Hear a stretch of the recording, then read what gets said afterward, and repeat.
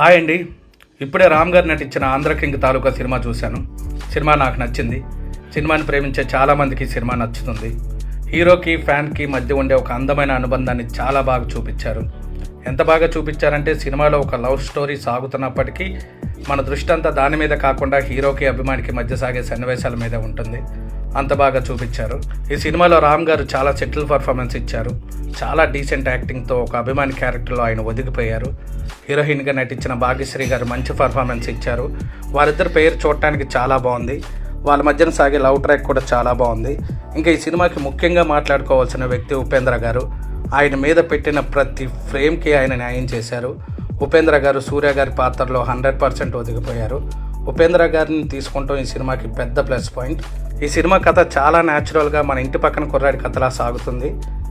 ఇసుక అమ్మటం, థియేటర్ కట్టడం లాంటి సీన్స్ కాస్త లాజిక్లెస్గా సాగినప్పటికీ చివరికి క్లైమాక్స్ సీన్స్ చాలా ఎమోషనల్గా వచ్చి ఇవన్నీ మర్చిపోయేలా చేసినాయి. మహేష్ గారి డైరెక్షన్ చాలా బాగుంది. డైలాగ్స్ కూడా చాలా బాగా రాశారు. ఉపేంద్ర గారికి హీరో ఎందుకు అభిమాని అయ్యాడు అనే హీరో చిన్నప్పటి కథ చాలా బాగుంది. సినిమా పూర్తయ్యేసరికి సినిమా బాగుందనే మంచి ఫీలింగ్తో బయటకు వచ్చాను. కంప్లీట్ ఫ్యామిలీతో వెళ్ళి చూడటానికి మంచి సినిమా. మీ దగ్గరలో ఉన్న థియేటర్లో చూసి ఎంజాయ్ చేయండి. నా రివ్యూ మీకు నచ్చినట్లయితే లైక్ చేసి సబ్స్క్రైబ్ చేసుకోండి. సినిమా మీకు ఎలా అనిపించిందో కామెంట్ చేయండి. This is Ashok. Thanks for watching.